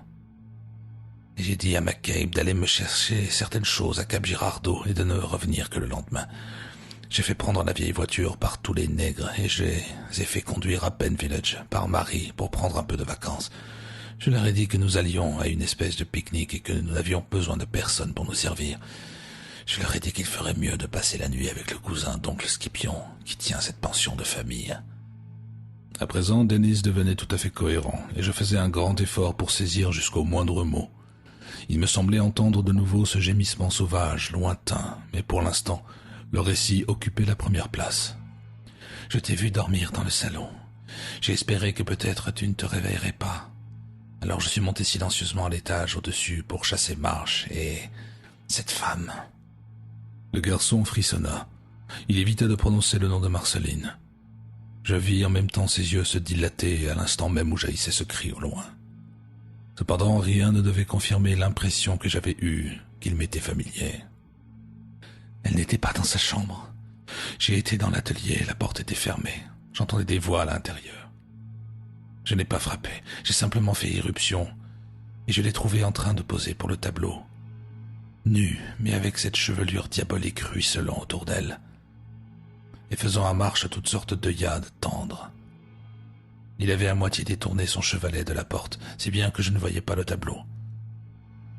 Quand je me montrai, ils furent pas mal secoués l'un l'autre. Marche laissa tomber son pinceau. Fou de colère, je lui dis qu'il allait devoir me montrer le portrait. Alors il se calma peu à peu, me dit que la toile n'était pas complètement achevée, il lui fallait encore 1 ou 2 jours. À ce moment-là, je pourrais la voir. Quant à elle, elle ne l'avait pas encore vue. Ça ne prenait pas avec moi.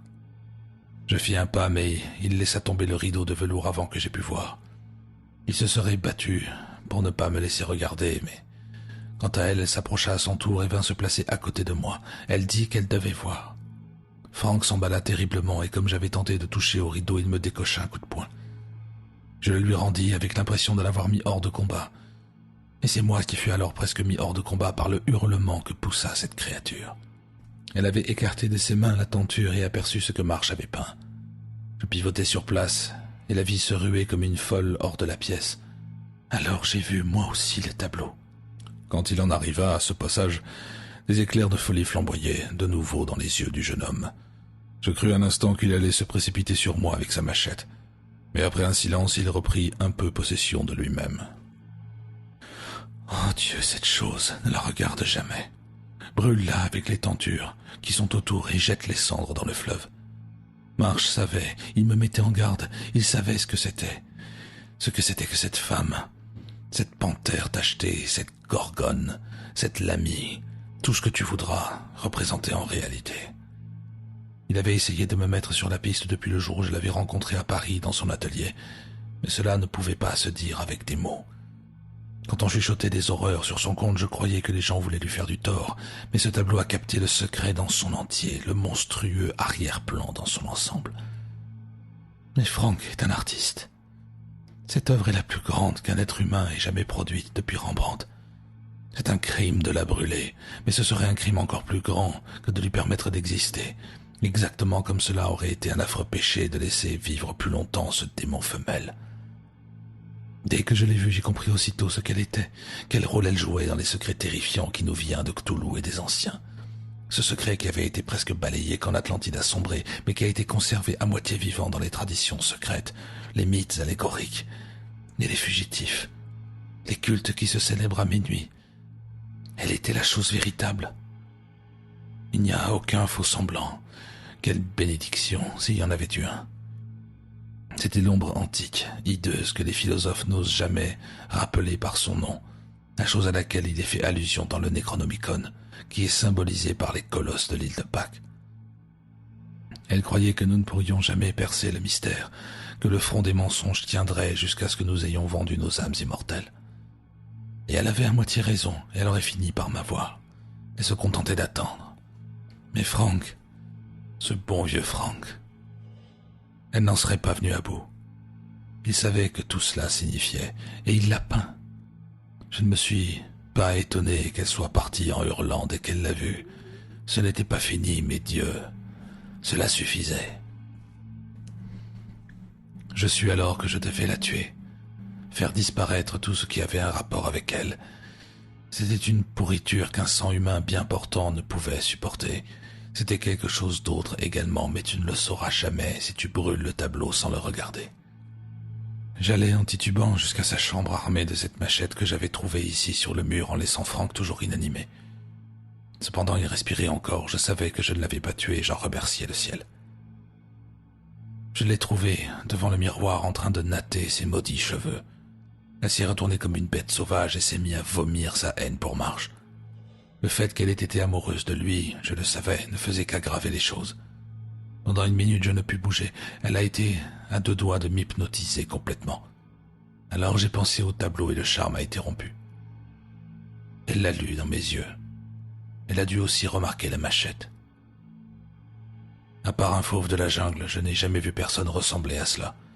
Elle s'est ruée sur moi, ses griffes de léopard en avant, mais j'étais trop rapide. J'ai lancé la machette. Et tout a été fini. Dennis fut encore une fois obligé de s'arrêter. Je voyais la transpiration ruisseler sur son front à travers les éclaboussures de sang. Mais au bout d'un moment, il reprenait d'une voix rauque. J'ai dit que c'était fini. Mais dans une certaine mesure, c'était à peine commencé. J'avais l'impression d'avoir combattu les légions de Satan et j'ai posé le pied sur le dos de la chose que j'avais annihilée. J'ai vu alors cette monstrueuse natte de cheveux noirs raides commencer à se tordre et à se tortiller toute seule. J'aurais dû le savoir. C'est dans tous les vieux contes. Ces sacrés cheveux ont une vie propre, à laquelle on ne peut mettre fin en tuant la créature elle-même. Je savais qu'il me fallait les brûler, si bien que je me suis évertué à les détacher avec la machette. Quel travail diabolique. Dur comme des fils de fer. Mais j'y suis arrivé. Et ce fut répugnant, la façon que cette grosse natte a eue de se tordre et de se débattre entre mes mains. Vers le moment où j'eus coupé ou arraché la dernière mèche, j'ai entendu l'épouvantable gémissement venant de derrière la maison. Cela continue, ça va et ça vient, je ne sais pas ce que c'est, mais ça doit être issu de cette affaire infernale. Ça ressemble à moitié à quelque chose que je devrais connaître, mais que je ne peux pas situer. Cela m'a énervé la première fois que je l'ai entendu, et dans ma frayeur, j'ai laissé tomber la natte détachée. Alors j'ai encore eu plus peur, car une seconde plus tard, la natte s'était retournée contre moi et commençait à me frapper méchamment avec l'une de ses extrémités, qui s'était nouée de manière à former une tête grotesque. Je l'ai coupée avec la machette et elle s'est détournée. Alors, quand j'ai eu repris mon souffle, j'ai vu cette chose monstrueuse ramper sur le plancher comme un grand serpent noir. Pendant un moment, je n'ai rien pu faire. Et quand elle eut disparu à travers la porte, je réussis à reprendre mon sang-froid et à la suivre en titubant. Je voyais la large traînée sanglante. Elle conduisait à l'étage supérieur. Elle m'a amené ici.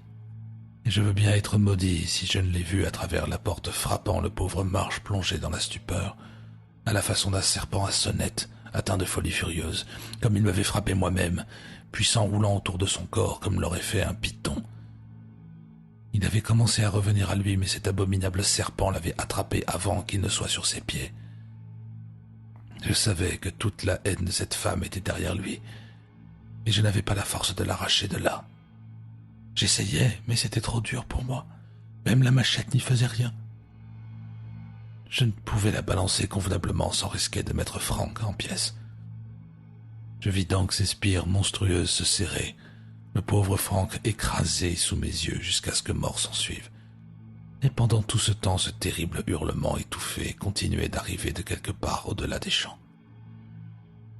C'est tout. J'ai tiré le rideau de velours sur le tableau en souhaitant qu'il ne soit plus jamais soulevé. Cette chose doit être brûlée. Je ne pouvais pas arracher la tresse du cadavre de ce pauvre Frank. Elle s'accrochait à lui comme une sangsue et paraissait avoir en même temps la faculté de bouger. C'était comme si cette corde serpentine de cheveux éprouvait une sorte d'amour pervers pour l'homme qu'elle avait tué. Elle s'accrochait à lui. Il faudra brûler le pauvre Frank en même temps que cette tresse, mais pour l'amour de Dieu, n'oublie pas de vérifier que cela est réduit en cendres. Cela et le tableau. Ils doivent partir tous les deux. La sécurité du monde l'exige. Il est possible que Dennis ait dit d'autres choses à voix basse, mais une nouvelle poussée de gémissements lointains le coupa net. Nous sûmes pour la première fois ce que c'était, car le vent tournant à l'ouest finit par nous apporter des paroles articulées. Nous aurions dû le savoir depuis longtemps, car les bruits analogues étaient souvent venus de la même source. C'était Sophos-Nipé, ancienne sorcière zoulou, toute ridée, qui s'était prise d'adoration pour Marceline, qui se lamentait dans sa cabane d'une façon qui apportait un couronnement à la longue suite d'horreurs de cette tragédie de cauchemar. Nous pouvions entendre l'un et l'autre quelques-unes des choses qu'elle hurlait. Nous savions que des liens secrets et primitifs unissaient cette sorcière sauvage à cette héritière des secrets antiques qui venait d'être extirpée. Quelques-uns des mots qu'elle employait trahissaient son intimité avec la tradition démoniaque et des profondeurs. Ia shubnigorat, ya ralier, Ngani Nbulumbuanan Lolo, Yayo Pav Mamsel, Tanit Pav Mamsel, Isis, Messéou Cthulhu vient hors de l'eau chercher ta fille. Elle est morte, elle est morte. Il n'y a plus d'homme-dame, plus Monsieur Cthulhu, vieille Sophie, elle sait. Vieille Sophie, elle n'a pas pris la pierre noire du grand Zimbabwe dans le vieil Afrique. Vieille Sophie, elle danse pas au clair de lune autour pierre crocodile avant qu'une bangousse lui apprenne et la vende aux gens du bateau. Plus de Tanit, plus d'Isis, plus de sorcières pour entretenir la flamme sur la grande pierre. Yayo Ngani Nbolum Boanan Lolo. Ya Shunigorat. Elle morte, vieille Sophie sait. Ce n'était pas la fin des gémissements, mais c'était tout ce que j'avais le courage d'entendre. D'après l'expression de physionomie de mon garçon, ces gémissements avaient dû lui rappeler quelque chose d'effrayant, et la crispation de sa main sur le manche de la machette ne faisait rien présager de bon. Je savais qu'il était désespéré, je me précipitais pour le désarmer avant qu'il ait pu en faire davantage. Mais il était trop tard. Un vieillard avec une mauvaise colonne vertébrale ne compte pas pour grand-chose au point de vue physique. Il y eut lutte, mais il s'était tué avant que beaucoup de secondes se soient écoulées. Je ne suis pas sûr qu'il n'ait pas essayé de me tuer moi aussi. Ces dernières paroles prononcées en haletant avaient trait à la nécessité d'effacer tout ce qui avait un rapport avec Marceline, soit par le sang, soit par le mariage. Je m'étonne encore de ne pas être devenu sur le champ complètement fou, ou bien dans des moments et des heures qui suivirent.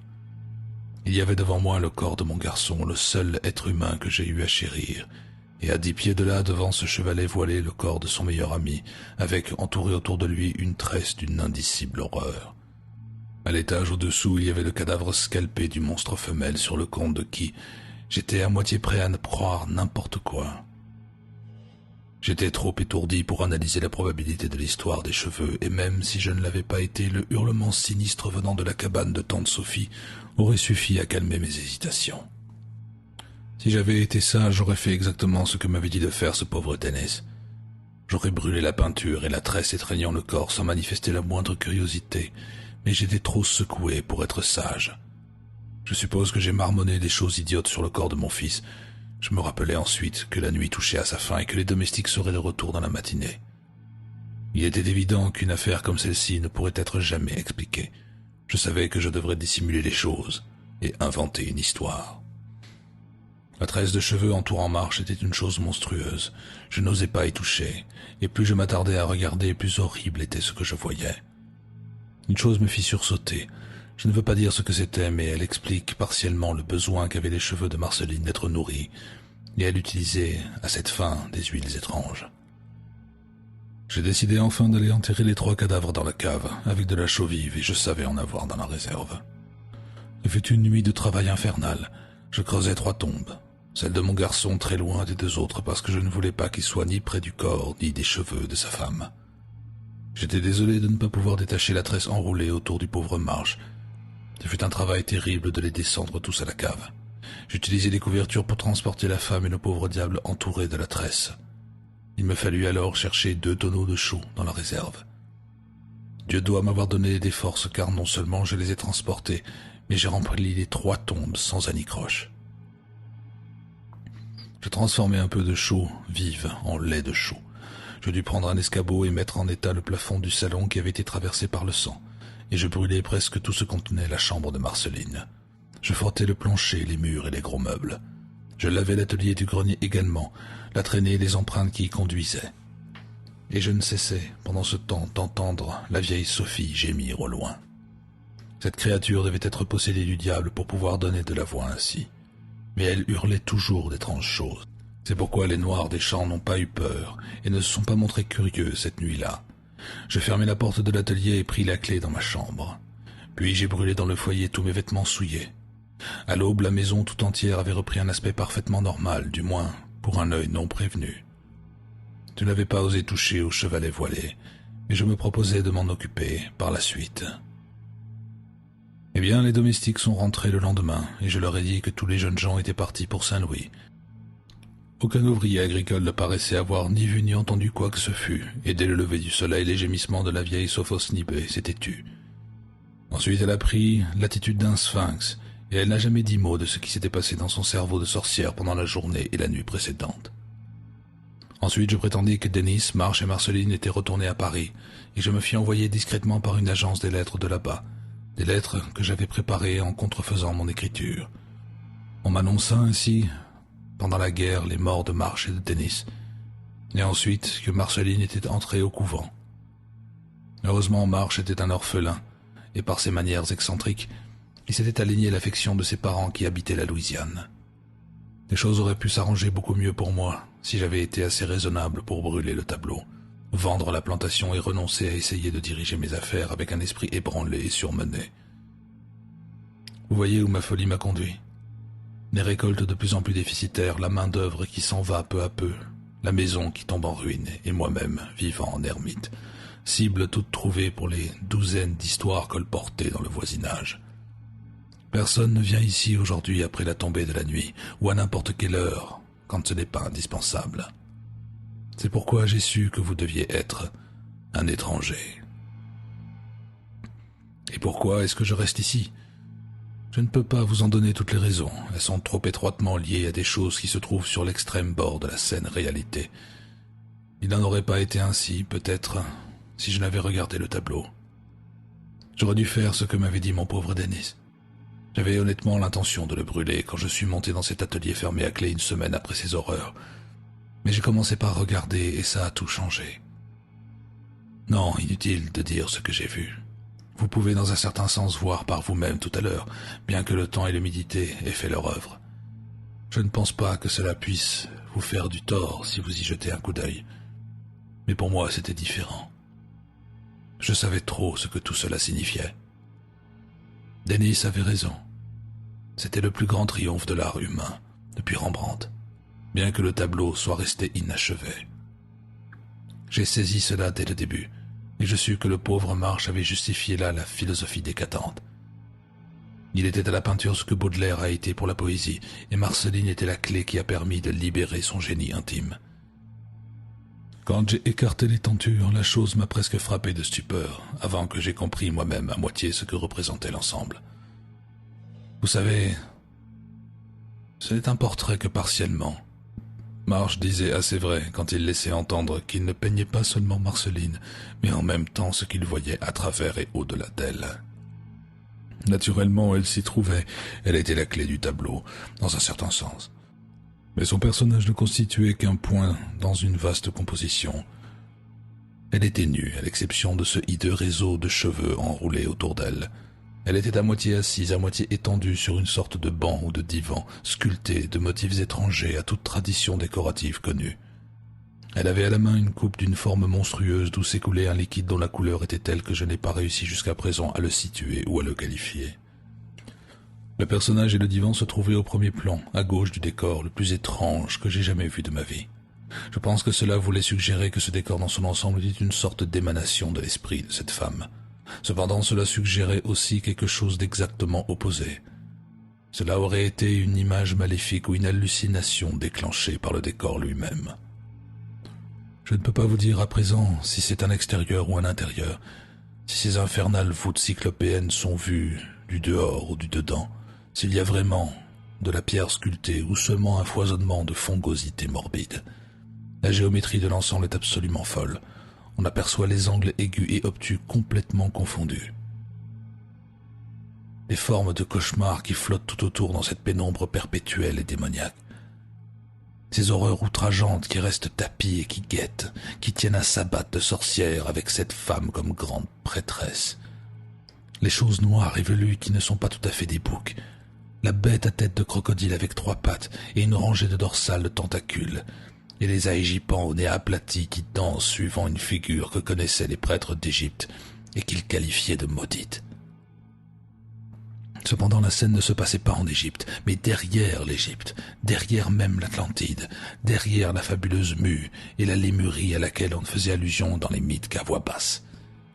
C'était la source de toute l'horreur de cette terre, et le symbolisme ne montrait que trop clairement à quel point Marceline en faisait partie intégrante. Je crois que ce doit être l'indicible relief, qui n'a pas été construite par des créatures de notre planète. Marsh et Dennis en parlaient dans l'ombre à voix basse. Dans le tableau, la scène se passe sous l'eau, à une grande profondeur, bien que tout le monde semblait respirer librement. Eh bien, je ne pouvais que regarder et frissonner. Finalement, je vis que Marceline me surveillait subrepticement de ses yeux qui apparaissaient sur la toile comme monstrueusement dilatés. Ce n'était pas une simple superstition. Marsh avait réellement saisi quelque chose de son horrible vitalité dans ces symphonies de lignes et de couleurs, si bien qu'elle continuait à ruminer des pensées, regarder fixement et haïr exactement comme si la plus grande partie d'elle-même ne se trouvait pas dans la cave, sous la chaux vive.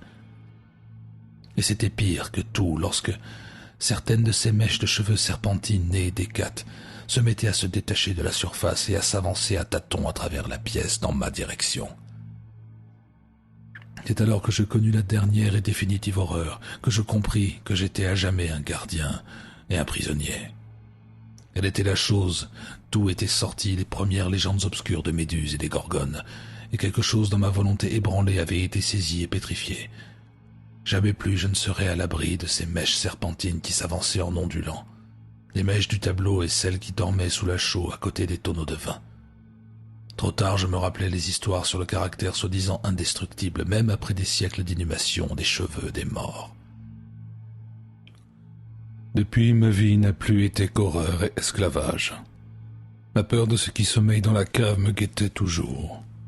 En moins d'1 mois, les Noirs commençaient à chuchoter à propos du grand serpent noir qui la nuit rampait près des tonneaux, et du fait curieux que la trace laissée par lui sur le sol conduisait à un autre endroit situé à environ 6 pieds de là. Finalement, je dus tout déménager dans une autre partie de la cave, car on ne pouvait obtenir d'aucun noir qu'il approche de l'endroit où l'on voyait les serpents. Alors les ouvriers agricoles commencèrent à parler du serpent noir qui rendait visite à la vieille Sophonispae, dans sa cabane toutes les nuits après minuit. L'un d'eux m'a montré sa trace, et pas très longtemps après j'ai découvert que tante Sophie elle-même s'était mise à rendre d'étranges visites à la cave de la grande maison, à s'y attarder, à marmonner des choses pendant des heures à l'endroit précis où aucun des autres noirs ne consentait à aller. Dieu, mais comme j'étais heureux quand cette vieille sorcière est morte. Je crois honnêtement qu'elle avait été prêtresse d'une tradition antique et terrible là-bas en Afrique. Elle a dû vivre jusqu'à près de 150 ans.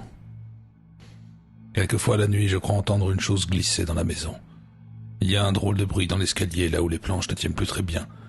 Et alors le loquet de ma chambre se met à faire du bruit comme sous une pression venant de l'intérieur. Je garde toujours ma porte fermée naturellement. Il y a certains matins où je crois sentir une odeur écœurante dans les couloirs et où je remarque dans la poussière des planchers une vague trace qu'on croirait laissée par une corde. Je sais que je dois garder les cheveux qui sont sur le tableau, car si quoi que ce soit leur arrivée, il y a dans cette maison des entités qui exerceraient à coup sûr une terrible vengeance. Je n'ose même pas mourir, car la vie et la mort ne font qu'un pour ceux qui se trouvent dans les griffes de ceux qui sortent de reliais. Quelque chose se trouvera justement là pour punir ma négligence. La chevelure de Méduse m'a eu, et il en sera toujours de même. N'ayez jamais rien à faire avec l'horreur secrète et ultime, jeune homme, si vous attachez de la valeur à votre âme immortelle. Au moment où le vieillard terminait son histoire, je vis que la petite lampe brûlait depuis longtemps sans huile et que la grande était presque vide. L'aube ne devait plus être loin, je le savais, et mes oreilles me faisaient savoir que l'orage était terminé. L'histoire m'avait maintenu dans une demi-stupeur et j'avais presque peur de regarder la porte de crainte qu'elle ne révèle la présence d'une pression intérieure provenant d'une source impossible à dire. Il aurait été difficile de décider ce qui avait le plus de prise sur moi. L'horreur véritable, l'incrédulité ou bien une sorte de curiosité morbide à l'affût du fantastique. J'étais totalement incapable de parler et je devais attendre de mon hôte que ce soit lui qui rompe le silence. « Voulez-vous voir la chose ?» Sa voix était très faible et hésitante, et je vis qu'il était extrêmement sérieux. De mes différentes émotions, c'est la curiosité qui prit le dessus, et j'acquiesçai silencieusement. Il se leva, alluma une bougie sur une table voisine, la tint haut devant lui et ouvrit la porte. J'appréhendais d'avoir à affronter de nouveau ces couloirs moisis, mais la fascination calma mes angoisses. Les lames du parquet grinçaient sous nos pas et une fois, je fus pris de tremblement en croyant voir dans la poussière à côté de l'escalier une vague ligne ressemblant à la trace d'une corde. L'escalier du grenier était bruyant et branlant, plusieurs marches manquaient. J'étais heureux d'avoir besoin de regarder attentivement où je posais le pied car cela me donnait une excuse pour ne pas regarder autour de nous. Dans le couloir du grenier, il faisait un noir d'encre. Il était envahi de toiles d'araignée. Il y avait 2 centimètres de poussière sauf sur la trace qui aboutissait à une porte sur la gauche tout au fond. En remarquant les fragments pourris d'un épais tapis, je pensais aux autres pieds qui l'avaient foulé pendant des décades et des décades. À cela aussi, une chose qui n'avait pas de pied. Le vieillard me conduisit tout droit à l'extrémité du passage, ainsi tracé, et se battit une seconde avec le loquet rouillé. Maintenant que je sentais le tableau si près, j'étais terrifié, mais il était trop tard pour reculer. Mon hôte m'introduisait bientôt dans l'atelier désert. La lueur de la bougie était très faible, mais elle suffisait pour nous faire apparaître l'essentiel. Je remarquai le plafond bas et en pente, l'énorme lucarne qui avait été élargie, les objets anciens, les trophées suspendus au mur et surtout au centre le grand chevalet recouvert de son voile. Russi se dirigeait vers lui. Il écarta la draperie de velours sur le côté opposé à celui où je me trouvais, et sans dire un mot, me fit signe d'approcher. Il me fallut beaucoup de courage pour obéir, surtout en voyant, à la lueur vacillante de la bougie, les yeux de mon guide se dilater dès qu'il les eut posés sur la toile dévoilée. Mais là encore, la curiosité fut la plus forte. Je fis le tour pour aller me placer à côté de lui. Alors je vis l'atroce chose. Je ne m'évanouis pas, mais aucun lecteur ne pourra réaliser l'effort qu'il me fallut déployer pour l'éviter. Je poussai un cri, mais m'arrêtai net en voyant l'air terrifié qui se peignait sur le visage du vieillard. Comme je m'y étais attendu, la toile était déformée, moisie et devenue rugueuse à force d'avoir été exposée à l'humidité et de ne pas avoir été entretenue. Mais malgré tout cela, je pouvais déceler les monstrueux témoignages d'étrangeté cosmique et maléfique qui apparaissaient à travers le contenu morbide de cette scène indicible, à la géométrie pervertie. C'était bien comme m'avait dit le vieillard, un enfer de voûtes et de colonnes où se mêlaient des messes noires et des sabbats de sorcières, et j'étais hors d'état de deviner ce que l'artiste aurait pu ajouter à son œuvre en l'achevant. La décrépitude n'avait fait qu'aggraver la hideur totale de ce symbolisme maléfique, car les parties les plus détériorées par le temps représentaient précisément celles qui, dans la nature, ou dans ce royaume extracosmique qui singe la nature, auraient été les plus sujettes à la dégradation ou à la désintégration. Le summum de l'horreur était naturellement atteint par Marceline. En voyant ces chairs bouffies, décolorées, je m'étais fait l'idée extravagante qu'il existait peut-être un lien obscur, occulte, entre le corps représenté sur la toile et celui qui gisait dans la chaux sous le sol de la cave. Peut-être, au lieu de le détruire, la chaux avait-elle conservé le cadavre, mais aurait-elle pu protéger ses yeux noirs, mauvais, qui me fixaient en se moquant de moi du fond de leur enfer peint. Mais il y avait autre chose à propos de cette créature, que je ne pouvais manquer de remarquer. Une chose que Russie n'avait pas pu formuler, mais qui était peut-être quelque chose à voir avec le désir de Denis de tuer tous ceux de son sang qui avaient demeuré sous le même toit qu'elle. Que Marsh l'ait su, ou que le génie qui était en lui l'ait traduit à son insu dans sa peinture, personne ne pourrait le dire, mais Denis et son père n'auraient pas pu le savoir tant qu'ils n'avaient pas vu le tableau. Ce qui surpassait tout en horreur, c'était le flot de cheveux noirs qui recouvrait le corps en décomposition, mais qui, eux, n'étaient pas le moins du monde atteints par la décrépitude. Tout ce que j'avais pu entendre dire à ce sujet était amplement vérifié. Il n'avait rien d'humain, ce flot de noirceur serpentine en forme de corde, sinueux, à moitié huileux, à moitié crêpé. Une vie ignoble, indépendante s'affirmait dans chaque spire, chaque torsion qui n'était pas naturelle, et le fait que les bouts retournés fissent penser à d'innombrables têtes de reptiles n'était ni illusoire, ni accidentel. L'atroce chose me retenait comme un aimant. J'étais sans réaction et ne m'étonnais plus du mythe de la Gorgone dont le regard pétrifiait tous ceux qui le rencontraient. Puis je crus voir un changement apparaître sur cette chose. Les traits à l'expression sournoise bougèrent d'une façon perceptible, si bien que le menton en décomposition tomba et les lèvres épaisses, bestiales, découvrirent ainsi une rangée de crocs jaunes et pointus. Les pupilles des yeux diaboliques se dilatèrent tandis que les yeux eux-mêmes semblaient ressortir. Et les cheveux, ces maudits cheveux, ils avaient commencé à bouger et à onduler d'une manière perceptible. Leur tête de serpent se tournait vers Russie et s'agitait comme si elle s'était préparée à le mordre. Je perdis aussitôt la raison. Avant de savoir ce que je faisais, je tirai mon revolver et envoyai une décharge de 6 balles blindées d'acier dans cette toile outrageante. La chose tomba immédiatement en pièces. Le cadre lui-même quitta le chevalet pour tomber avec fracas sur le sol couvert de poussière.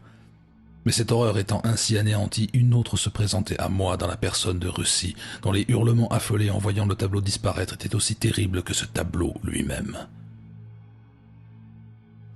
Avec un cri à peine articulé, le vieillard frénétique m'a violemment saisi le bras et a commencé à m'entraîner hors de la pièce et dans l'escalier branlant. Dans son affolement, il avait laissé tomber la bougie, mais l'aube était proche et un peu de lumière grisâtre commençait à filtrer à travers les vitres couvertes de poussière. Je trottais et trébuchais à plusieurs reprises, mais à aucun moment mon guide ne ralentit l'allure. « Courez, courez si vous tenez à la vie. Vous ne savez pas ce que vous venez de faire, je ne vous ai pas tout dit. Il y avait des choses que je devais faire, le tableau m'a parlé et me l'a dit. Je devais le garder et le protéger. À présent, le pire peut arriver. Elle et sa chevelure vont sortir de leur tombe. Dieu sait dans quel but. Dépêchez-vous, mon vieux. Pour l'amour de Dieu, partons d'ici pendant qu'il en est encore temps. Si vous avez une voiture, emmenez-moi avec vous à Cap Girardeau. Cette chose finira peut-être par m'avoir de toute façon, mais je veux lui en donner pour son argent. Sortons d'ici, vite !» En arrivant au rez-de-chaussée, je commençai à entendre un martèlement lent et curieux venant de derrière la maison, suivi du bruit d'une porte qui se fermait. Rossi n'avait pas entendu ce premier bruit sourd, mais l'autre parvint à son oreille et lui arracha le plus terrible hurlement qui ait jamais retenti dans un gosier humain.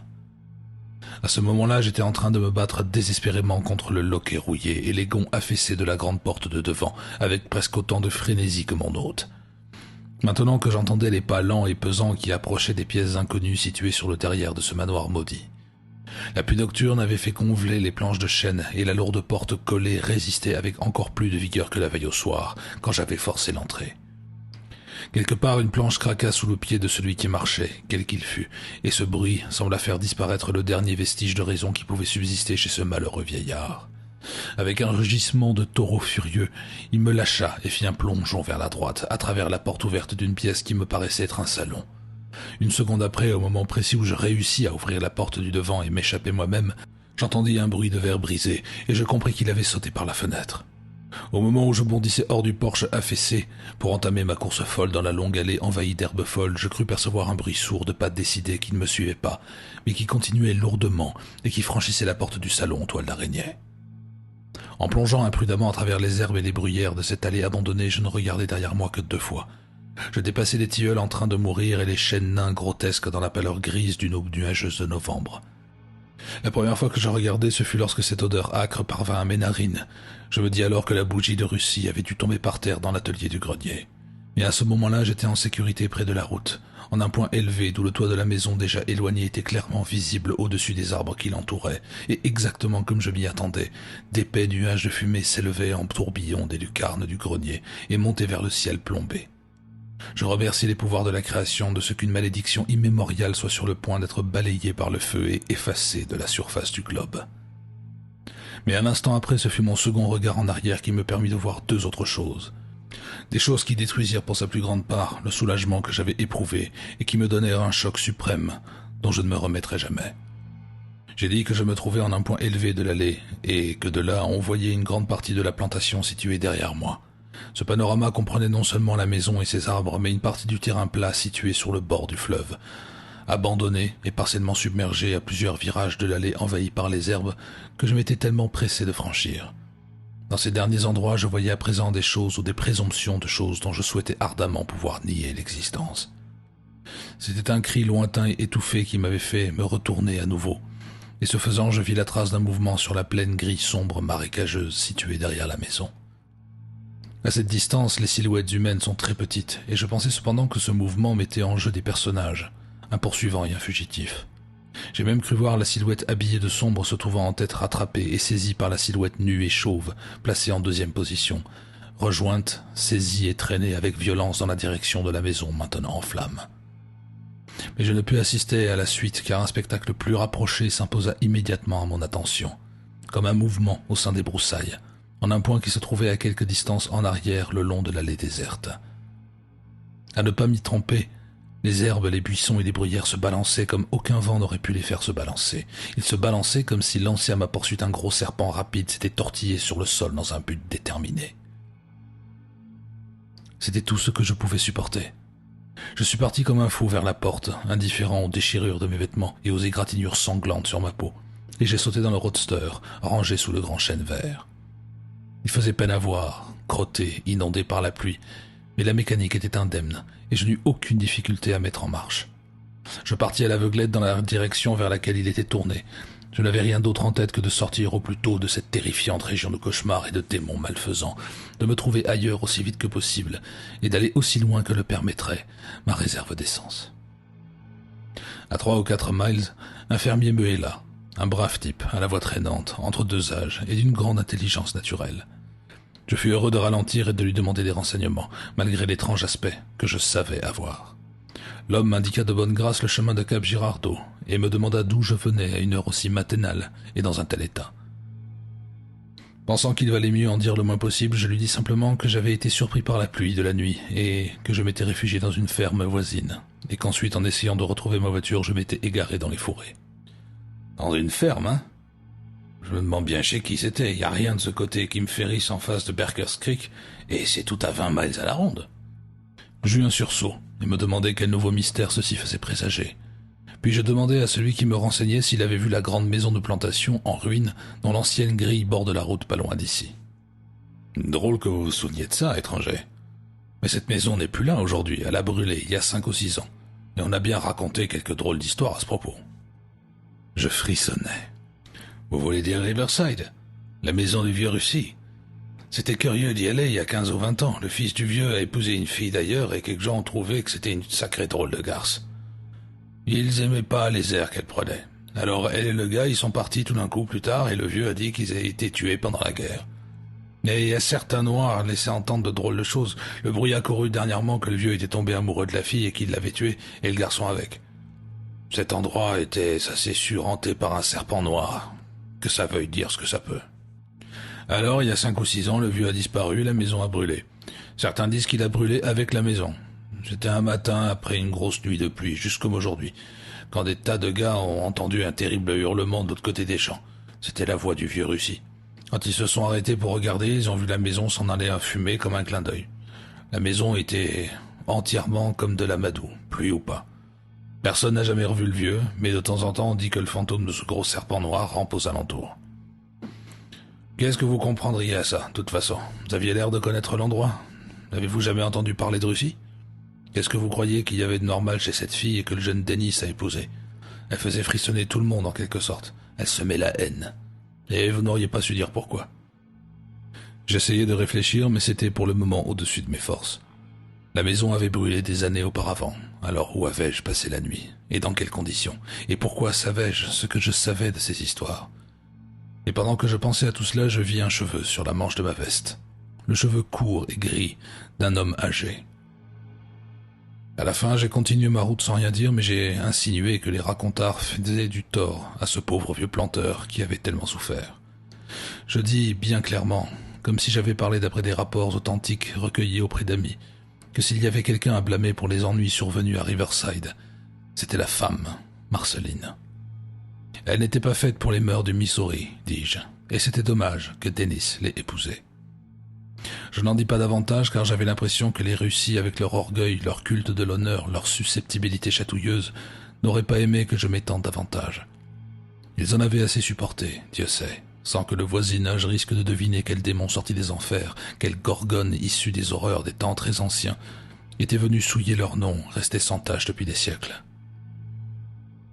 Il n'aurait pas non plus été convenable que les voisins connussent cette autre horreur que mon hôte étrange d'une nuit n'avait pu se résoudre à me raconter, cette horreur qu'il avait dû apprendre comme je l'avais apprise d'après les détails, dans le chef-d'œuvre perdu de l'infortuné Frank Marsh. Cela aurait été trop affreux qu'ils apprissent que celle qui fut un temps l'héritière de Riverside, cette gorgone ou l'amie maudite dont les tresses abominables crêpées serpentines devaient encore maintenant s'enrouler, avec une avidité de vampire autour du squelette d'un artiste, dans une tombe pleine de chaux vives, sous les fondations d'une maison incendiée, faisait secrètement, mais sans erreur possible, partie de la descendance de créatures rampantes les plus primitives de Zimbabwe.